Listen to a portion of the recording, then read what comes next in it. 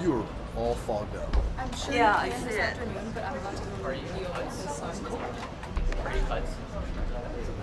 Yes, I expect. I'm head on.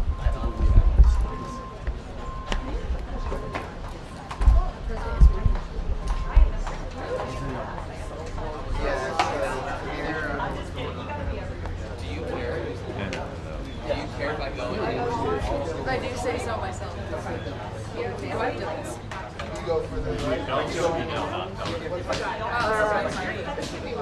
My dad has one now.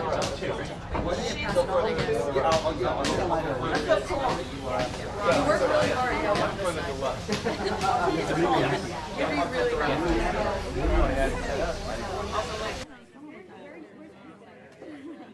As they want to do.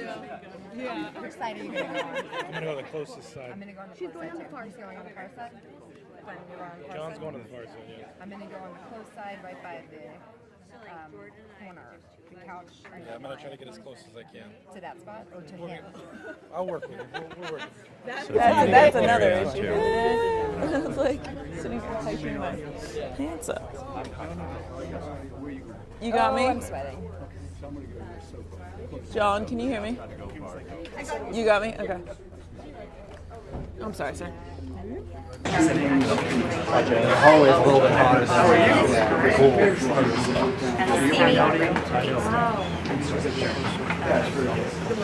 are you going? I tried it. But no, I always wanted to get on your shoulders. I double checked that my don't say that. I suppose I can. Yeah, I don't know. Yeah, they can talk about it for a while.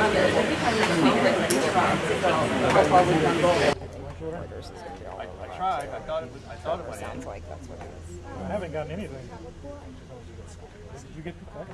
Yeah. Well, I haven't got the text.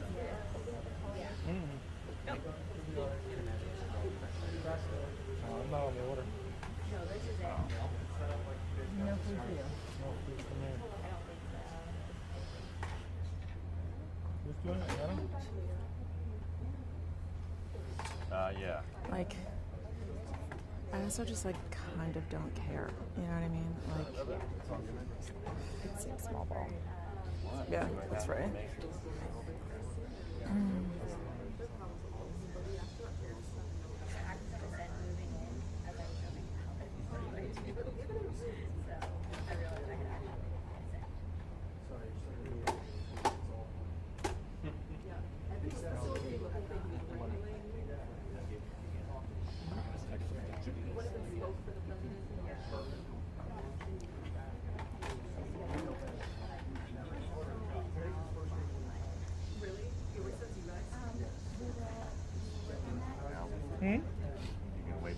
God, even by the ways of like limestone and flagstone like that I mean, is I great. texted her, but It's gonna be so hot if you're sitting outside.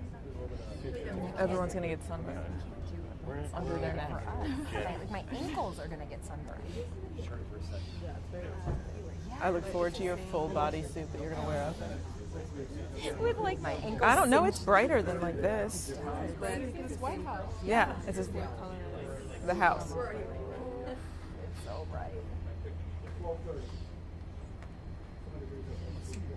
Yeah, like look at that. Boom. How are you?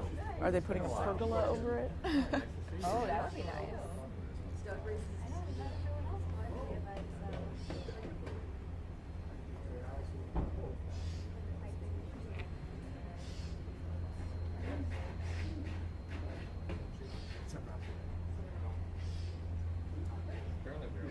I'm curious about the drainage system too when we get a flood like the last week and a half.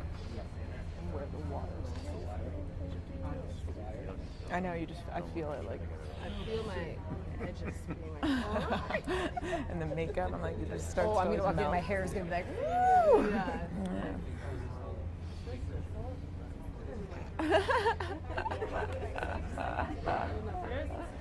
My daughter told me this morning I look like a troll doll because I was like flat ironing my hair, but half of it wasn't done, so it was like all sticking out. I was like, thanks, 12-year-old asshole. That's a very 12-year-old. You should be like, you know, Maeve, you inherited this hair as well. Just wait, One day kid. you too will Exactly. be enthralled. Exactly. There is No judgment, like a Sure, her hair's curly, right? It's curly. She's Yeah. going curly now. She's Yeah. wearing a curly So hat. see, karma's Yeah, a bitch, I'm like, Maeve. Just wait. Just kid. do it. so pretty. I know. I wish you would wear it curly, but I gather that's like actually more work. It's more work, and I've also. Yeah, put a pin in that.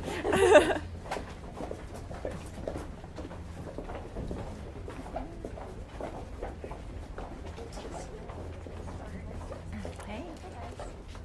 Colors. I know. Skittles.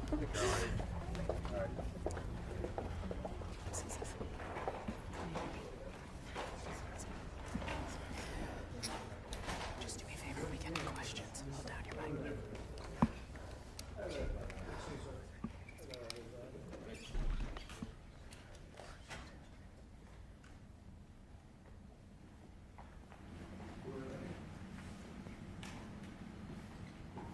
All set? You all set to go? Well, it's a great honor to have the Prime Minister and the Crown Prince of Bahrain. That's a fancy two titles, I want to tell you. I don't know if I'd rather be the Prime Minister or the Crown Prince. I think I'd take the Crown Prince. And very importantly, your son, your beautiful son, who has a great reputation, you know that. Thank you, Mr. President. Great reputation as a smart, hardworking guy, so it's good to say hello to you. Congratulations. We've had a tremendous relationship, I have personally, with Bahrain over the years, and has been a fantastic ally. And anything they needed, we helped them, and anything we needed, they helped us. And we're going to be talking about a lot of different things, including the most perfect military maneuver that anybody's seen probably in 50 years, which took place a few weeks ago, and Iran knocked out their entire potential nuclear capacity. And it was obliterated. You know, I used that term. They said, well, maybe that's too much. I said, no, it turned out it was more than obliterated. They can't go back. And we're just really going to talk about some things, including trade. We're going to be discussing trade. We do a lot of trading with Bahrain. And we're going to have lunch after this, but we'll take some questions. At first, I'd like to ask the Crown Prince to say a couple of words. And he also has a father who's living and well and doing fantastically, as I understand it. He is. And somebody who's respected all over the Middle East and all over the world. And thank you very much for being here. Thank you, Mr. President. Thank you, one and all. It is indeed a great honor to be here on this fine morning to put into action the relationship that exists between our two countries. We will be discussing security issues, we'll be discussing trade and investment, which is very important. We're very happy to be announcing $17 billion worth of deals that are coming to the United States. And this is real. This isn't... It's real money. These aren't fake deals. These are real deals. They don't have to borrow the money. We don't have to borrow it. It's coming in.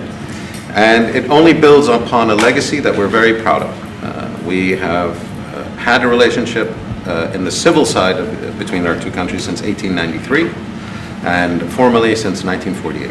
So may it long continue, and we look forward to many, many more years of productive partnership. Thank you, Mr. President. We will have You that. honor us.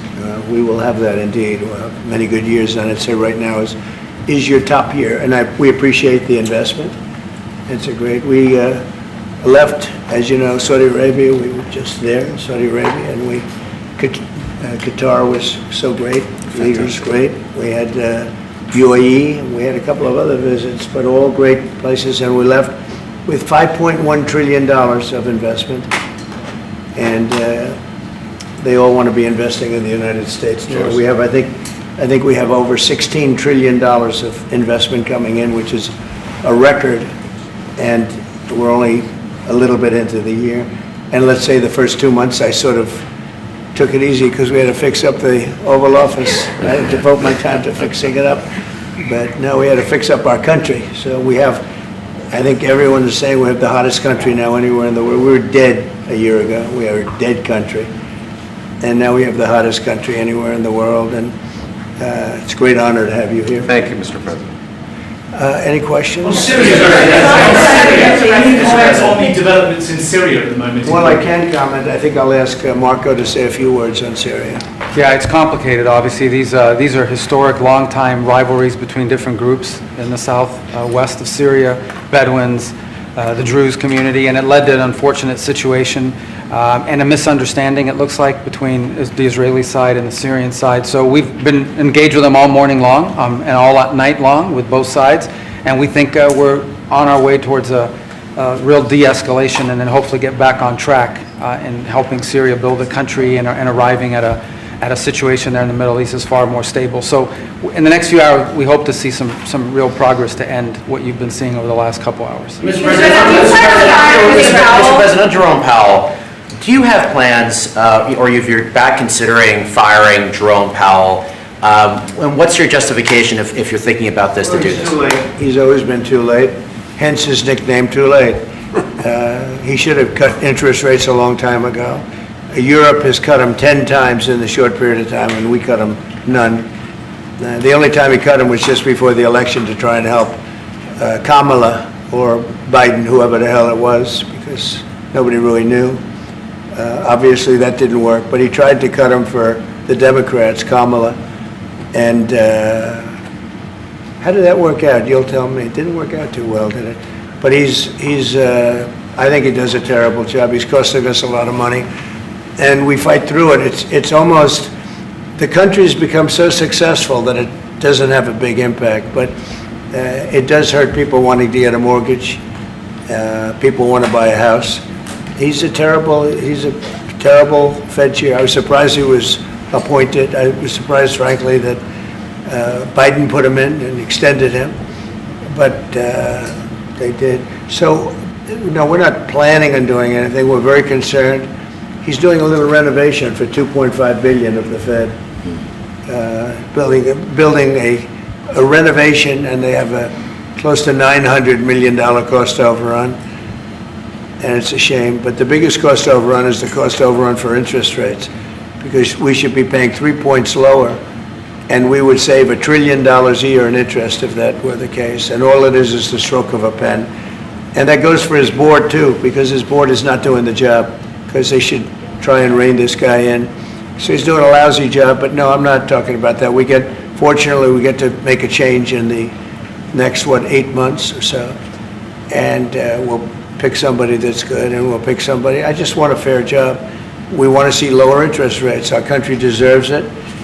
We're making a lot of money. We're doing great as a country. We have no inflation, record stock market, record business, record everything. Everything's a record now. We had the worst inflation in history under Biden, and now we have almost no inflation. We've done a great job, and we should have the interest rates cut. So you were saying the other day that Scott Bessent, you're so happy with him at Treasury that he's not your top option to replace Jerome Powell whenever that may be, whenever you decide what you want to do with him. Scott's doing a very good job. I'm very happy with Scott. Is Kevin Hassett on the top of your list? Kevin's somebody would consider. Kevin is fantastic, too. We have a lot of good people for that job. It's not a tough job, to be honest. Assuming you're smart, it's not a tough job. If you're a dummy, then I guess it's a tough job. But it might be one of the easiest jobs I've ever seen. And now on top of it, he's building a close to $3 billion little nest egg for himself. He's not doing the right job. We should be saving $1 trillion a year in interest. When he talks about cost, we should be saving. Think of it, $1 trillion a year. Add that with the tariffs and everything else. But he just doesn't want. He's a knucklehead. But we'll see how that. We'll see how he's listening to this. That's a strange conversation. But we like to say it like it is. But we have a lot of people that want that job very badly, and I'm only interested in low-interest people, frankly, because you don't need. I know. So they had the 71 different economists and people experts that they picked about a month ago. I was the only one, along with one person from maybe the Wharton School of Finance. The two of us got it right. 69 people, including Powell, got it wrong. And he wants to hire thousands of new people to help him decide where we're going in the future. it only takes one good mind. It doesn't take 5,000 good minds. So they're expanding the Fed. It's the dumbest thing I've heard of, but you know, it's very autonomous. Just to follow up on that, sir, are you completely ruling out the idea of firing Jerome Powell? I don't rule out anything, but I think it's highly unlikely unless he has to leave for fraud. I mean, it's possible there's fraud involved with the $2.7 billion renovation. This is a renovation. How do you spend $2.7 billion? And he didn't have proper clearance, et cetera, et cetera. So you know that's going on. So, you know, there could be something to that, but I think he's not doing a good job. He's got a very easy job to do. You know what he has to do? Lower interest rates. Have you drafted a letter to Powell if you decide that you are going to fire him? Have you drafted a I letter? haven't drafted a letter. So you didn't show a letter to Republican lawmakers last night? No, I talked about the concept of fire him. I said, what do you think? Almost every one of them said I should.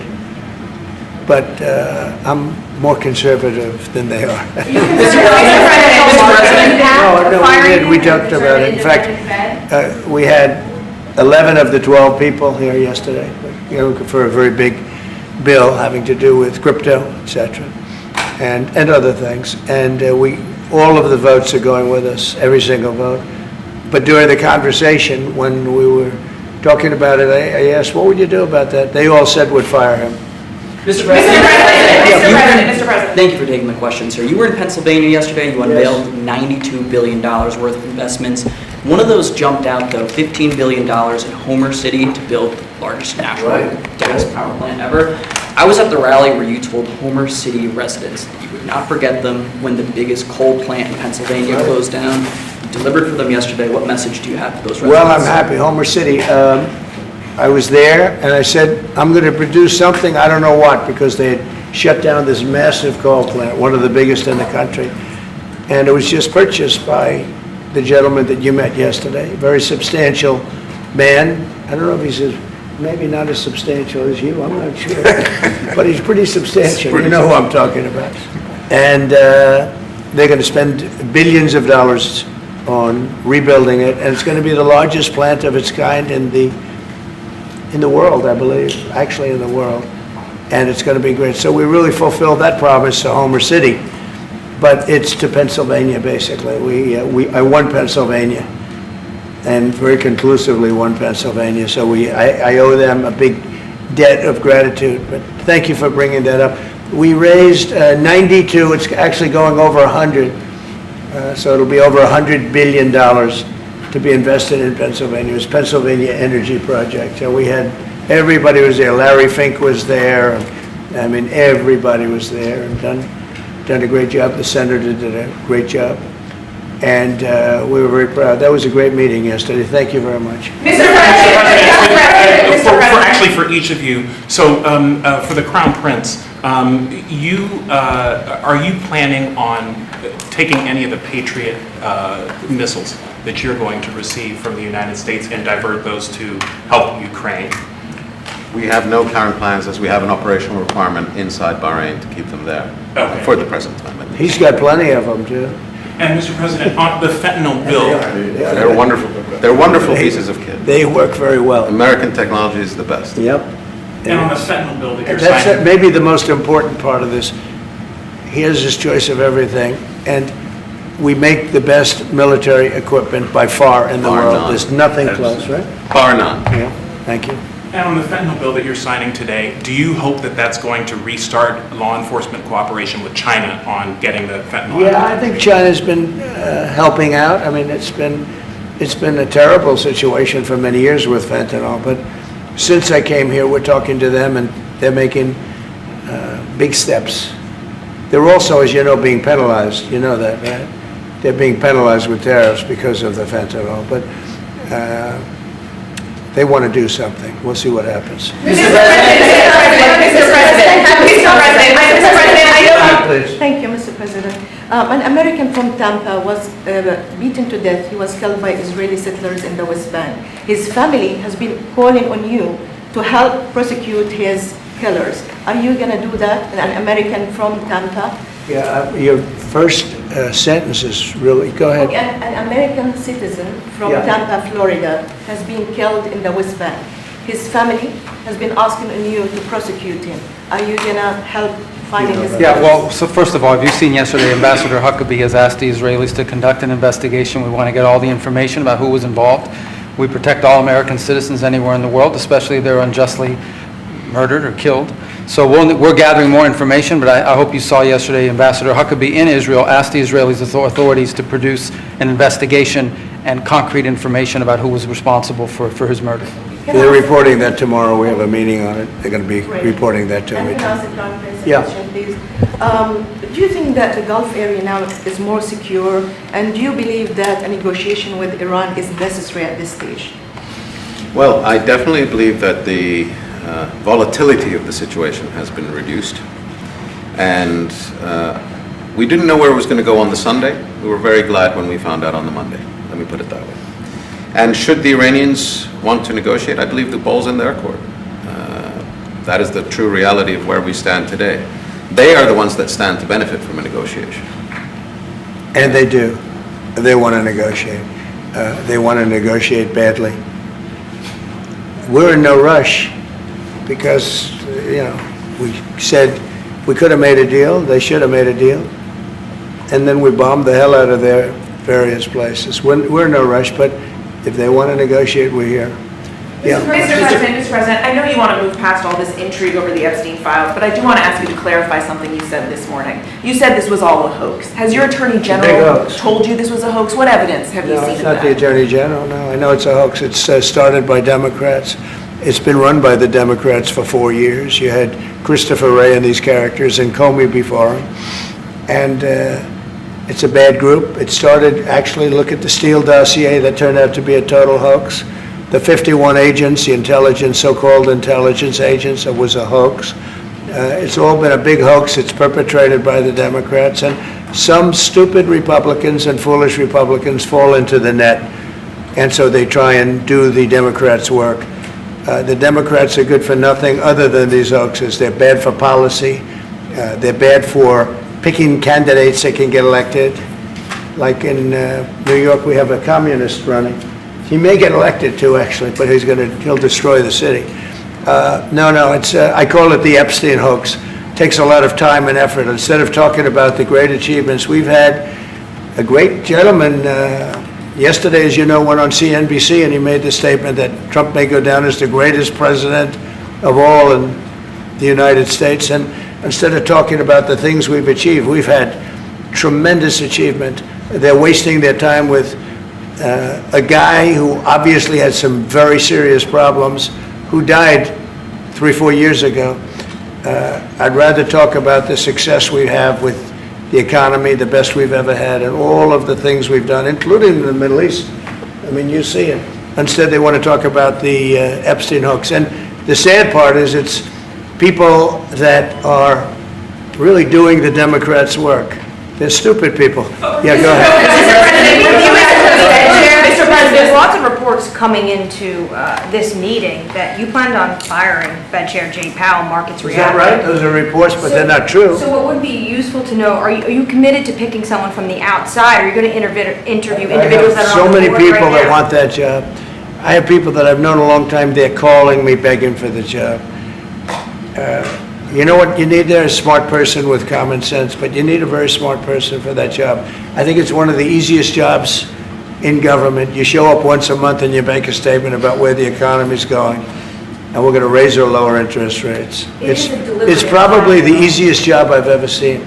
That's why I'm trying to figure, why does he want to expand and add more people?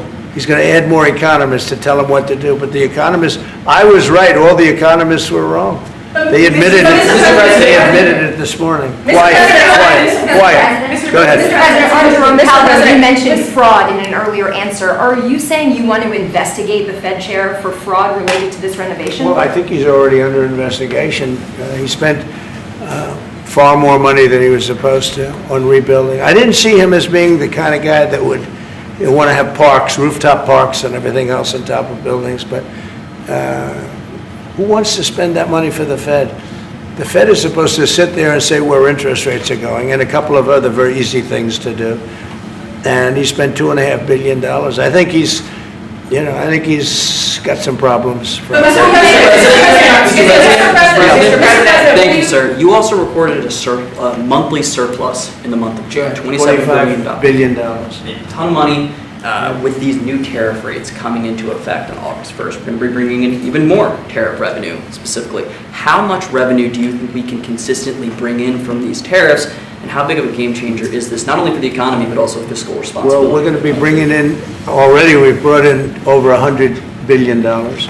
We'll be bringing in hundreds of billions of dollars.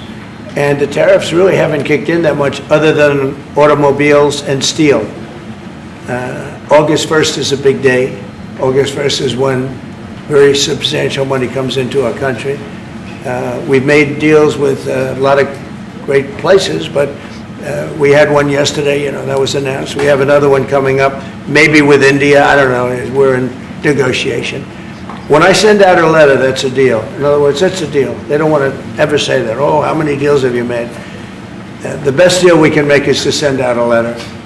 And the letter says that you'll pay 30%, 35%, 25%, 20%, in one case 50%, Brazil, and because what they're doing to their former president is disgraceful.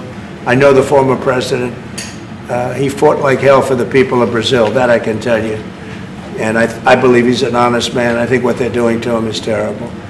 So, yeah, we have some pretty good deals to announce, but every time we send out a letter, that's the deal. The big one really is going to be on the 150 countries that we're really not negotiating with, and they're smaller. We don't do much business with them. Because you have a lot of countries, you have over 200 countries, and a lot of people don't know this, but we'll have well over 150 countries that we're just going to send a notice of payment out, and the notice of payment is going to say what the tariff, and it's all going to be the same for everyone, for that group. They don't, they're not big countries, and they don't do that much business. It's not like the ones that we've agreed with, like China, like Japan, where we're negotiating with them, but I think probably we'll live by the letter with Japan. We're very close to a deal with India where they open it up. Indonesia yesterday was, it wasn't an open country, now it is. And they have tremendous copper, quality copper, and probably the most copper. And we made a deal with Indonesia. We pay no tariff, zero, and we have total access to trade. That's a phenomenal deal for our companies. And we've agreed with them, as you know, on 19%. They pay 19%. And it's a good deal for them, and it's a good deal for us, so in that case. But we have a number of them coming up. But overall, we're doing well, and we're taking in a lot of money, a lot of money. We have the number one, we have the most oil of any country in the world, even more than them, which is hard to believe. But we have a little larger piece of land, right? You do, sir. But we're number one in the world in oil, and we're drilling, and today it hit $64 a barrel, which is great, and that'll help stop wars, actually. If you want to know the truth, it's going to help stop wars, and we hope to get it down a little bit more. But we have oil down to $2, $2.25, $2.50 in numerous states. We hit one at $1.98 a gallon, and that's a great thing. That's one of the reasons that inflation's in check. When you can do that, you stop the inflation. What Biden did is he ended our policies, went to his policies. He doesn't have a policy. Some lunatic around the desk had a policy. Whoever operated the auto pen had a policy, which is, by the way, I think the biggest scandal. That's the scandal they should be talking about, not Jeffrey Epstein. The scandal you should be talking about is the auto pen, because I think it's the biggest scandal, one of them in American history. So the economy is doing really well, and people are seeing it. Yeah. Will you ask Attorney General Pam Bondi to release more documents to finally put this controversy to bed? Yeah, whatever's credible, she can release. If a document is credible, if a document's there that is credible, she can release. I think it's good. But it's just really, it's just a subject. He's dead, he's gone, and all it is the Republicans, certain Republicans got duped by the Democrats, and they're following a Democrat playbook. And no different than Russia, Russia, Russia, and all the other hoaxes. They're started by the Democrats, and some Republicans, in this case I was surprised, but they got duped. But have you talked about it with her the last Mr. President, first of all, a number of your high-ranking officials, whether it's been your FBI director or Pam Bondi, they have made some inconsistent statements in the past. You've had... Well, I don't know. I can't speak about him, but I can say that Pam Bondi, I really think that she's done very good. She says, I gave you all the credible information, and if she finds any more credible information, she'll give that too. What more can she do than that? I mean, honestly, what more can she do? And we do have bigger problems. You know, we have problems with millions of illegal people that came in here, and they're killers and murderers. We have 11,888 murderers that were allowed into our country by Biden, sleepy Joe Biden, stupid Joe Biden. He allowed them into our country. And you know what? We got to do something about it. She's got a lot of things she's working on. And, you know, it's very sad that somebody can be waylaid, that just get waylaid, but I think she's doing a great job, personally. In your Truth Social this morning, you mentioned past supporters when you were talking about the Epstein issue. Does that mean that you're effectively disowning any supporters who are now calling... I lost a lot of faith in certain people, yeah. I lost, because they got duped by the Democrats. The Democrats are good for nothing. They've done a terrible job. They almost destroyed our country. If I didn't get elected, all these numbers you're hearing about, they found $25 billion and another 25 is coming in, and hundreds of billions of dollars is pouring into our country, and we just got the biggest tax cut in history. We just got the biggest regulation cuts in history. There'll be no tax on tips. There'll be no tax on Social Security. There'll be no tax on overtime. There'll be no tax on so many other things. You're allowed to deduct your interest from a car payment. That's never happened before. You borrow interest. You borrow money to buy a car if the car is made in America. And by the way, factories are being built all over America. Car factories, AI factories. But you get a deduction on your interest. Nobody ever thought of that before. It never happened before. And, you know, these are the things that they should be talking about. The Big Beautiful Bill is one of the greatest pieces of legislation ever in this country. And the Democrats have nothing to combat it. So they say, oh, it's death, death. Oh, that's good. And then they give it to the fake news, which is you and a few others. And the fake news talks about the bill is death. The bill is actually life. The bill is life, and it saves our country. This bill is incredible. Look at the results already. So we have $16 trillion being invested in our country. And this great gentleman and his family just came in with another billions of dollars. And if he didn't like the country, if he didn't like where we were going, he's very smart. He'd come, maybe he wouldn't even come. I think maybe he wouldn't even come. You'd save your time. But, because, you know, it's one of those things. But if he didn't like where this country was, he wouldn't be investing billions of dollars in this country.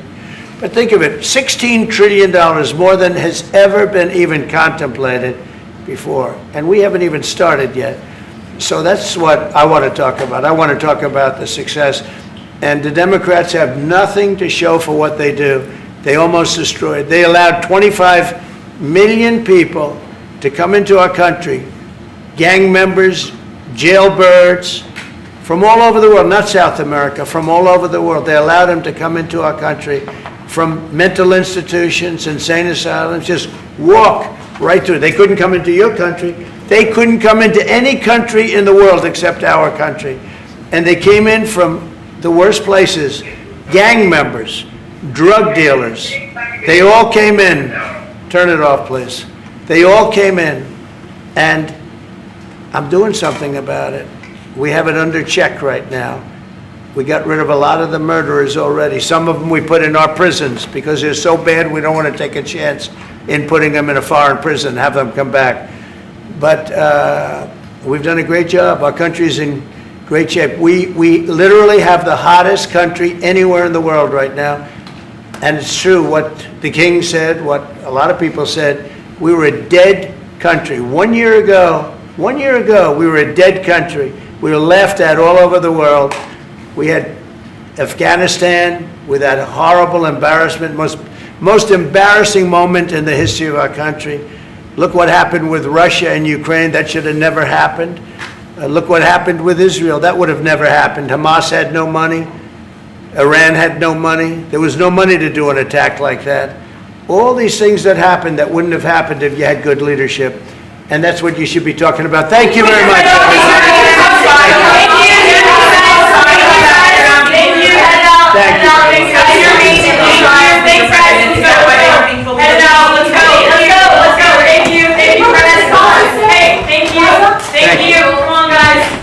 Thank you, Press. Thank you. It's another day in paradise. Thank you, Mr. President. Thank you, Frank. Thank you. Thank